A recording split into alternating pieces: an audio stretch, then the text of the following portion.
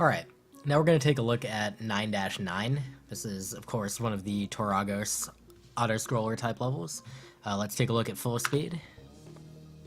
This level is 11.31 seconds long. Like all Toragos levels, this involves a little bit of auto-scroller, where you have to wait for the Bone Snake to get wherever he's going and then die. However, we're able to exploit him a little bit in the TAS, and do something not entirely intended. So let's take a look in frame advance. So at the start, we're going to drop towards the right.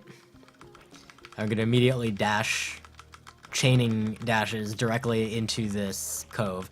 Now, as we hit these switches, the path blocks behind us. However, Henry behind us is going to march up the wall. And he is going to, it looks like he's going to get crushed, but he actually just clips upwards and hits the switch and then hits the other switch to let us go. So we're going to chill right here against this wall until he hits the switch. And as soon as the gate opens, we'll go through. Now, it actually does not particularly matter how quickly we get out of that area. All that matters is how quickly we hit the switch on the far right, because that's what summons Toragos. And we need Toragos to get out of the way. Well, first of all, we need to use him as a platform to get to the key in the bottom right. Then we need him to get out of the way so that we can get back to the door. So here we're just waiting for Toragos to get into a position where we can land safely on the edge of his head. So we land right behind his head at the exact position where his hitbox would normally kill us, and then we jump dash.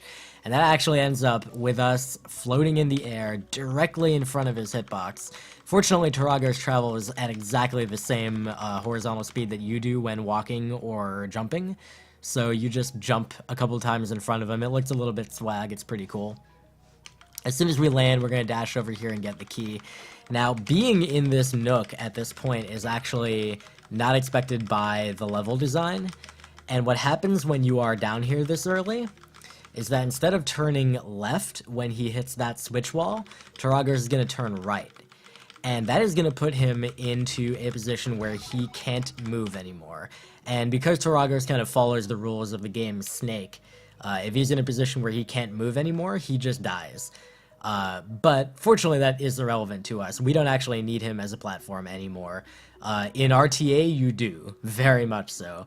But in this, what we do is we walk off the edge, and you're going to see, starting on this frame, we're actually not on the ground anymore. And we're still falling. And then we dash. So normally the rules of this game, you get 1 dash and 2 jumps. If you fall off a platform instead of jumping off a platform, it counts as one of your jumps. So you only subsequently get 1 dash and 1 jump. However, if within the first several frames after falling off a platform, you do a dash or a jump, it counts that as being your first action, and then you still get the full 1 jump and 1 dash and 2 jumps. So as a result here, we actually get 2 jumps, and I can double jump up into the door, and everything's all good.